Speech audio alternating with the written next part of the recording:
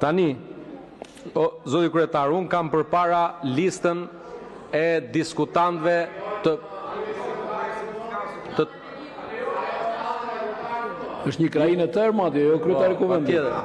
Kemi bërë krushi, se kemi dhëndër nga krajina e Korç po Gradecit e kemi. Po, patjetër. Patjetër, edhe ti je nga këta që të vjen rënd në këtë raste.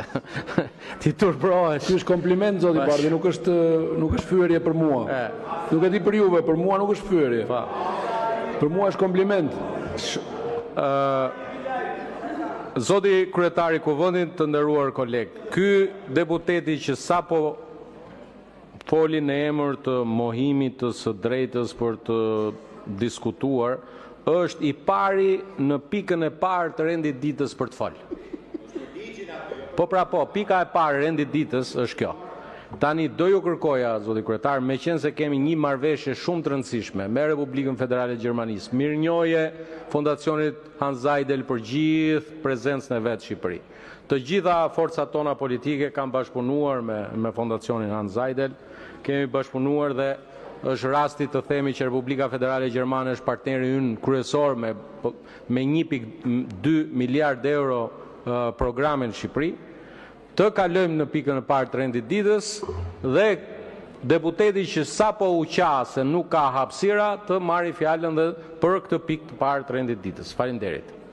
Mirë, faleminderit. Atëherë para se të vjojmë me rendin e ditës, vetëm një sqarim, meqense më shumë se një deputet ngriti pretendimin e pikave e numrit madh të akteve për të shqyrtuar në rendin e ditës, sot nuk është në fakt ka që e ngarkuar, sepse nga 20 pika po të heqim projekt vendimet që janë vetëm votim, edhe 3 marrëveshje do të bashkohen në një diskutim, praktikisht ngelen 9 ose 10 pika, është normale, por besoj të gjithë duhet të bëhemi gati për atë që na pret, për një volum shumë të madh pune, i cili padyshim nuk duhet të justifikojë parakalimin apo anashkalimin e nevojës për debat të plot për çdo akt.